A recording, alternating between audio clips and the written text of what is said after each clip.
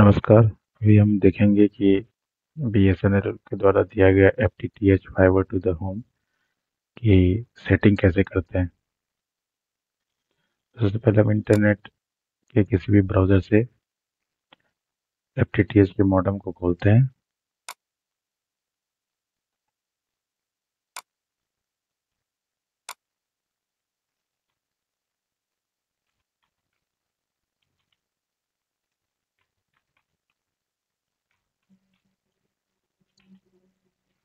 तो आपको इस तरह का इंटरफेस मिलेगा जिसमें कि यूज़र नेम इसका एडमिन ही होता है। ये जो मॉडेम है ये डीवीजी का, और इसका पासवर्ड आपको मॉडेम के पीछे लिखा होगा या जो आपने सेट किया होगा वो इसका पासवर्ड होगा।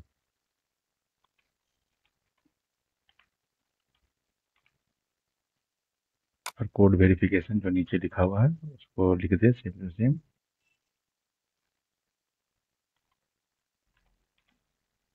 और लॉगिन करते हैं। अब ये पूरा इंटरफेस खुल गया आपके सामने, पूरे मॉडेम के इंटरफेस जो आपने सेटिंग कर रखा है मॉडेम के अंदर में बीएसएनएल के द्वारा आपके नेट को चलाने के लिए। तो इसमें हम सबसे पहले स्टेटस में जाकर देखते हैं कि इसमें आपके पूरे इन्फॉर्मेशन मिल जाएगा कि डिवाइस मॉडल कौन सा है, डिवाइस आईडी कौन सा है, वर्जन कौन सा है, सॉफ्टवेयर वर्जन, सीरियल नंबर वगैरह सब मिल जाता है। तो आप डिवाइस इन्फॉर्मेशन में जाइएगा, ये मिल जाएगा आपको। वन इन्फॉर्मेशन में जाने पर आपको ये मिल जाएगा कि आपके पास दो कनेक्शन बने हुए हैं। तो वन के लिए कनेक्शन बना हुआ है, ये इंटरनेट का कनेक्शन है। इसका वीलैन आईडी ये बहुत ज़रूरी है, इसको याद रखना पड़ेगा। जो आपको बीएसएनएल बना के दिया है, बीएसएनएल वीलैन आईडी वर्चुअल लैन आईडी होता है। ये आईडी आपको बीएसएनएल की तरफ से ही पोर्ट असाइन किया होता है जिस पर आपका इंटरनेट चलता है। प्रोटोकॉल इसमें ट्रिपल पी ओई प्रोटोकॉल यूज़ किया जाता है। इसमें आईएमजीपी इनेबल्ड करना पड़ता है। ये आप जब सेटिंग में जाएंगे तब आप देखेंगे यहाँ पे उसको इनेबल करना पड़ेगा। उसके बाद स्टेटस यहाँ पे दिखाता है डाउन, क्योंकि ये इंटरनेट से कनेक्ट नहीं है इसलिए यहाँ पे स्टेटस डाउन दिखाएगा। जब इंटरनेट से कनेक्ट हो जाएगा आपका मॉडेम तो ये स्टेटस अप दिखाएगा। आईपी एड्रेस कुछ नहीं है, ये मैक आईडी है जो अभी कनेक्ट हुआ है डिवाइस आपके मॉडेम के साथ में, उसका मैक आईडी है। दूसरा वैन का जो इंफॉर्मेशन है ये है वॉइस के लिए। ये भी आपको कॉन्फ़िगर करना पड़ेगा वॉइस के लिए, उसका भी पोर्ट वॉइस पोर्ट होता है और ये आईपी ओई पे काम करता है, प्रोटोकॉल पे काम करता है। अभी ये डिसेबल है क्योंकि कनेक्शन इसके नहीं बने हुए हैं। जब इसमें इंटरनेट कनेक्शन फाइबर कनेक्शन लग जाएगा तब ये दोनों आपको अप दिखा देंगे, ये भी अप दिखा देगा। इसमें आईपी एड्रेस ये डालना है इसके अंदर। सेम वैन और नेटवर्क इन्फो के लिए भी यही आपको करना पड़ेगा, सेम टू सेम डिफॉल्ट। लेकिन तो अभी हम वैन देख रहे हैं तो वैन में हमें ये दिखाएगा। IP4 कॉन्फ़िगरेशन ये है। उसके बाद IP6 हम कुछ नहीं देते हैं। ईओपीएन में देखते हैं कि इसमें क्या कॉन्फ़िगरेशन किया गया है। तो कनेक्शन टाइप में नॉट रजिस्टर्ड दिखा रहा है। नॉट रजिस्टर्ड इसलिए दिखा रहा है क्योंकि अभी इसका कनेक्शन बीएसएनएल के साथ में है नहीं। अब इसका मैक आईडी आपको दिखा रहा है। ये ये बाय डिफ़ॉल्ट आते हैं MAC ID, TX RX power सब बाय डिफ़ॉल्ट है, इसमें हम कोई चेंजिंग नहीं कर सकते हैं। ये सब बाय डिफ़ॉल्ट है जो इन्फॉर्मेशन आपको दिखा रहा है। फिर हम चलते हैं वैन। वैन में देख लिए यूज़र इन्फॉर्मेशन में। तो यूज़र इन्फॉर्मेशन में आप देखिए वैन का कनेक्शन इनेबल है। उसका SSID नेम आपने क्या डाला था कॉन्फ़िगरेशन के टाइम में वो आपको यहाँ दिखाएगा, इसको आप अपने हिसाब से चेंज कर सकते हैं। इसमें रेट हम ऑटो, ये सब ऑटो होगा। इसके बाद SSID विजुअल, इसको ये भी सेटिंग में आप इसको हाइड कर देंगे तो ये हाइड हो जाएगा और विजुअल करने पर ये वाईफाई में सबको दिखेगा, ये आईडी दिखेगा सबको। उसके बाद मोड, ये सिंगल बैंड का राउटर है इसलिए 2.4 गीगाहर्ट्ज़ यहाँ दिखा रहा है। यदि डबल बैंड का होता तो 2.4 गीगाहर्ट्ज़ एंड 5 गीगाहर्ट्ज़ दिखाता है। SSID इंक्रिप्शन इनेबल करना पड़ेगा। इंक्रिप्शन इनेबल का मतलब ये है कि आपने इसमें पासवर्ड लगा रखा है। SSID का मैक आईडी ये है। इसमें ये दोनों मैक पे जो TX RX चल रहा है, डेटा चल रहा है, उसका टाइम वगैरह ये सब बाय डिफ़ॉल्ट ही आता है। अब आ जाते हैं VoIP इंफॉर्मेशन में। VoIP इंफॉर्मेशन में जब आप सेटिंग करेंगे तो यदि सर्विस आपकी चल रही होगी तो वहाँ पे दिखाएगा रजिस्टर्ड। नहीं तो अभी रजिस्टरिंग करने की कोशिश कर रहा है। और ये फ़ोन नंबर होता है जो फ़ोन नंबर आपको असाइन किया है बीएसएनएल ने, इसको भी आपको कॉन्फ़िगर के समय में डालना पड़ेगा। अब इसमें वीओआईपी इन्फॉर्मेशन में एक यही है। अब रिमोट मैनेजमेंट सिस्टम ये बीएसएनएल के लिए होता है कि ये अपलोडेड नहीं है। ये बीएसएनएल कनेक्शन जब आपके बन जाएंगे तो आपको दिखाएगा इसमें। ये बीएसएनएल के राउटर को मेनली कनेक्ट करता है। सर्विस कॉन्फ़िगरेशन सिक्योर्ड, ये हो गया आपका स्टेटस। जो आप अभी अपने फाइबर मॉडेम में ओएनटी जिसको भी बोलते हैं उसमें आप अपना स्टेटस देख सकते हैं अपने नेटवर्क का। अब चलते हैं नेटवर्क में। नेटवर्क में आने के बाद सबसे पहले आप देख लीजिए कि अपलिंक मोड में क्या दिखा रहा है। ये ऑटोमेटिक सेलेक्ट होगा, ये इसमें हमें कुछ नहीं करना है। अब इंटरनेट कनेक्शंस में आप जाके यहाँ से आपको कनेक्शंस बनाने पड़ेंगे कि जो जब आप नया कोई मॉडेम कॉन्फ़िगर करते हैं तो आपको जैसे यहाँ पे ये है, ये कॉन्फ़िगर के बाद ये चीज़ें आई है। देखिए आप जब नया मॉडेम लाते हैं तो आपको यहाँ पे कॉन्फ़िगर करना पड़ेगा, यानी कि ऐड न्यू वैन कनेक्शन आपने डाल दिया। यहाँ ब्रिज है, ब्रिज को आपको रूट करना पड़ेगा। ये रूट कर दिया। IP6 ये सब सेम है। उसके बाद आप पीओई इससे ये जब आपका कोई पुराना मॉडेम होगा उसको यदि आपने कॉन्फ़िगर कर रखा है तो इसके पूरे डेटा को आप कॉपी कर लीजिए।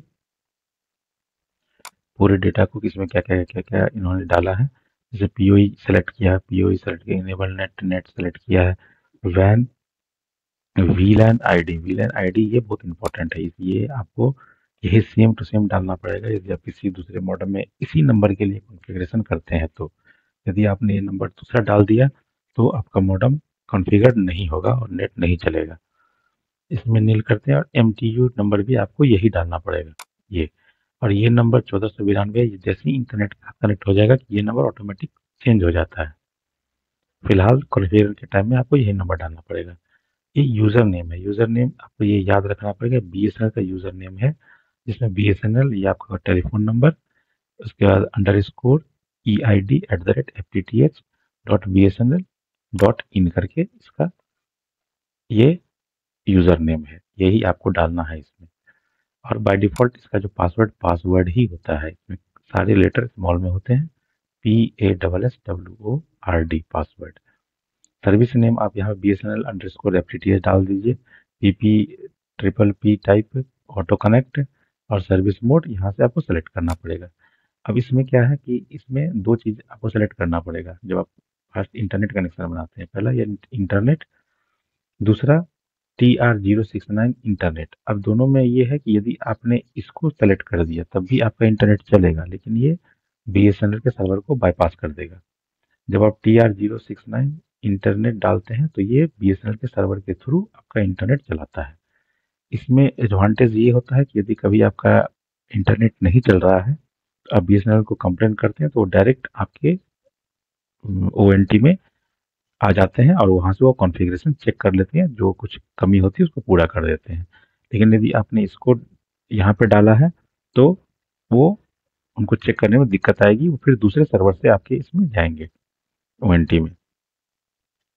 ये इंटरनेट के कनेक्शन की सेटिंग के लिए दोनों में से आप किसी एक को कर सकते हैं, लेकिन आप फर्स्ट वाले को प्रेफर करें।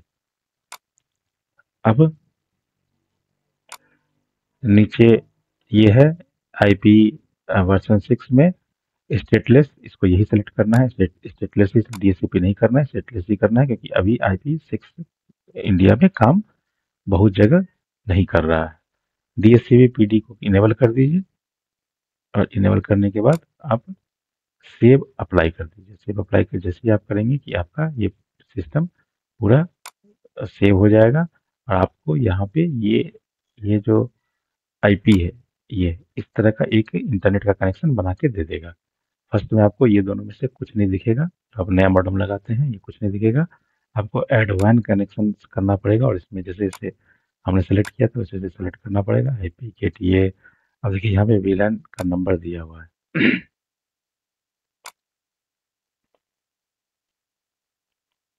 इनेबल वीलैन पे टिक करके यहाँ पे नंबर वही जो वहाँ पे आपने डाला था वो नंबर डालना पड़ेगा। यहाँ पे 1492 है, 1492 ही लीजिए। जो BSNL का जो आपका आईडी दिया हुआ था BSNL telephone number underscore EID @BSNL.NL NIFTTH BSNL.in करके जो दिया हुआ था वो आप यहाँ पे डाल दीजिए। पासवर्ड डाल दीजिए। सर्विस नेम BSNL_FTTH जो था वो डाल दीजिए। कनेक्ट ऑटो कनेक्ट इंटरनेट रहेगा। उसके बाद स्टेटलेस रहेगा। ये सब कुछ बिल्कुल ठीक है। और आपको यहाँ पे सेव अप्लाई कर देना। जैसे आप सेव अप्लाई करेंगे आपको इसी टाइप का एक कनेक्शन बन के आ जाएगा। इंटरनेट का कनेक्शन बन के ये नेट का कनेक्शन बन गया। अब दूसरा है कि ये इसमें आपको कुछ नहीं करना है। नेट 4 ऐसे करके आएगा तो इसमें ऑटोमेटिक सेलेक्ट कर लेता है। ये इसमें कुछ नहीं करना है आपको। अब हम आ जाते हैं किसमें, तो ये हो गया। यहाँ पे आपने इंटरनेट का कनेक्शन में देख लिया। ये सारे यहाँ पे थे।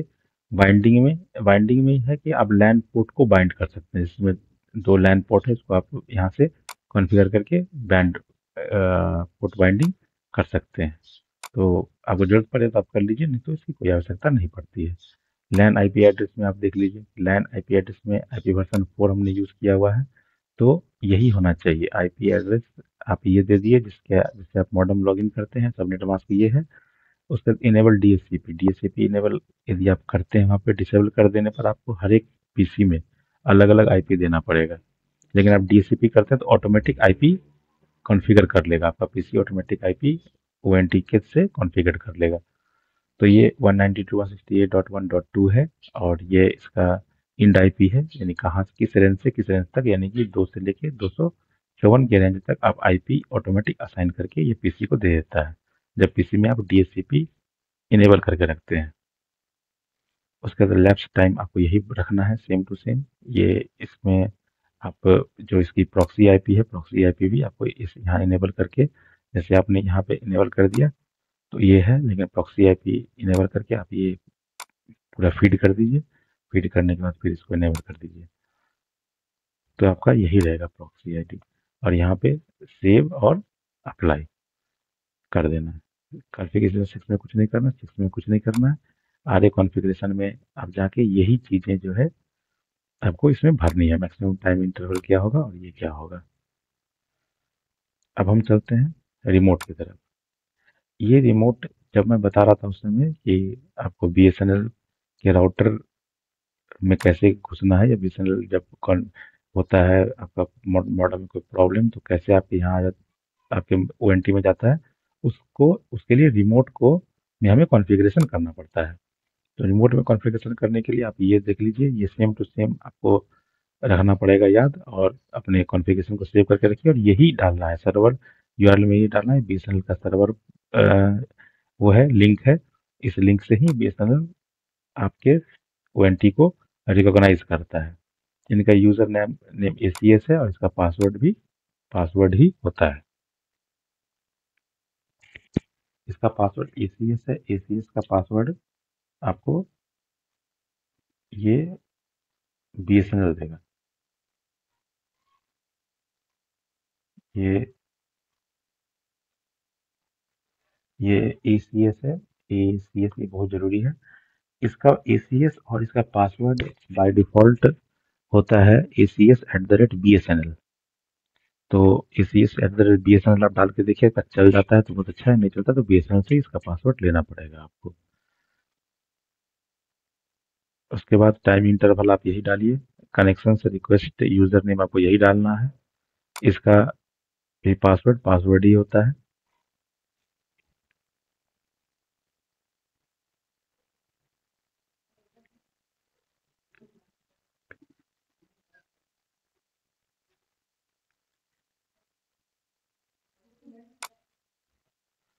उसके बाद आपको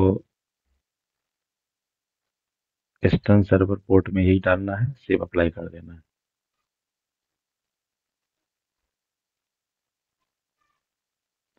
अब हम चले जाते हैं LOID कॉन्फ़िगरेशन में। हमें कुछ नहीं करना है, इसका कोई जरूरत नहीं पड़ता है। इसके टाइम वगैरह है तो ये टाइम में आप ये डाल दीजिए चेन्नई कोलकाता, तो ये ऑटोमेटिक टाइम सिंक करता रहेगा ये इंटरनेट से। और ये जो कॉन्फ़िगरेशन है इसी कॉन्फ़िगर ये किसके लिए आप कर रहे हैं, तो ये आप कर रहे हैं इंटरनेट के लिए, तो यहाँ से ड्रॉप डाउन से सेलेक्ट करके आप इंटरनेट के लिए सेलेक्ट कर दीजिए। ये सब ये डाल दीजिए जो इसमें डाला हुआ है, सेव अप्लाई कर दीजिए। उसके बाद फिर हम जाते हैं राउटर पे, तो राउटर पे कुछ नहीं करने की जरूरत नहीं है, ये ऑटोमेटिक कॉन्फ़िगर कर लेता है। ये इसका कॉन्फ़िगरेशन है किसका, तो इंटरनेट चलाने के लिए। अब हम दूसरी तरफ आते हैं।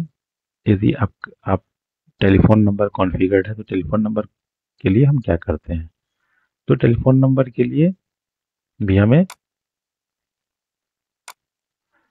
आना पड़ेगा एप्लीकेशन में, और एप्लीकेशन में जाके हम देखते हैं ये सब चीज़ें। तो ये जैसे डिसेबल है ALG कॉन्फ़िगरेशन, इसको इसी तरह रखना है। हम सिर्फ आते हैं VoIP में। VoIP में जब आप आएंगे तो आप यहाँ पे देख लीजिए, लेकिन इससे पहले आपको एक कनेक्शन बनाना पड़ेगा। कनेक्शन का जो हम बनाए थे वहाँ से, तो सेम टू सेम हमें कनेक्शन बनाना पड़ेगा। आप यहाँ पे आ जाइए, इंटरनेट लैन पोर्ट WLAN।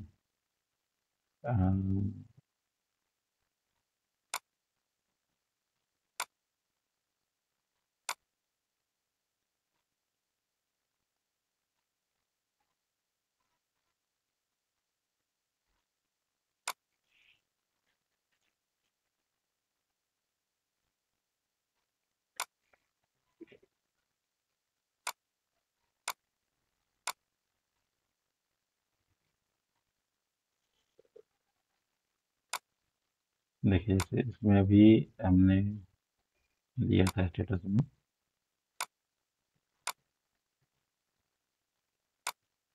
ये VoIP इंफॉर्मेशन। तो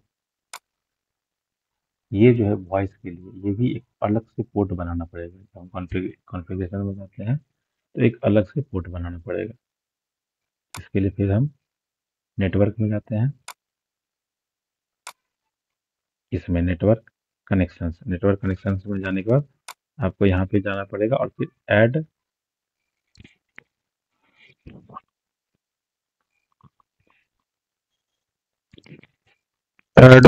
WAN कनेक्शन।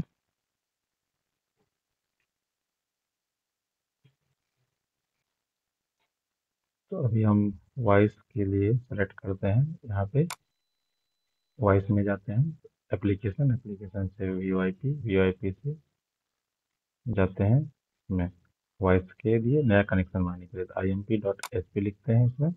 और ये BSNL का सर्वर है, ये आपको इसमें सेम टू सेम डालना पड़ेगा। यही पोर्ट इसमें भी डालना पड़ेगा, इसमें भी डालना पड़ेगा, इसमें भी डालना पड़ेगा। जो जैसे इसमें पोर्ट डाला हुआ है वो पोर्ट आप डाल दें, ये जैसे पोर्ट डाला हुआ है सब डाल दें।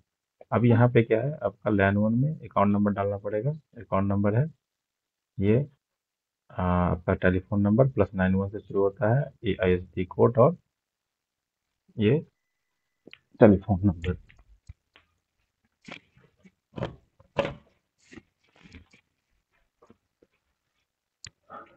और इसका पासवर्ड आपको BSNL से लेना पड़ेगा। इस टेलीफोन नंबर पे जो लैन कॉन्फ़िगरेशन का पासवर्ड है आपको BSNL देगा, वही पासवर्ड इसमें डालना है और इसमें सेव अप्लाई कर देना है। सेव अप्लाई करते ही फिर आप जब स्टेटस में जाकर देखेंगे तो आपको इसमें दिखाएगा VoIP इंफॉर्मेशन में, ये आपको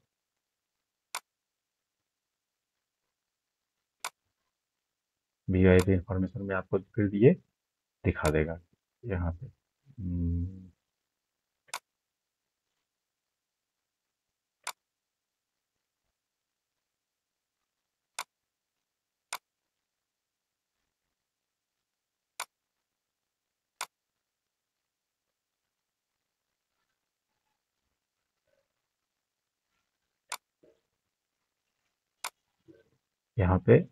यहाँ पे आपको वॉइस आप ऐसे करके पोर्ट आ जाएगा, इसका मतलब ये कॉन्फ़िगर्ड हो गया है।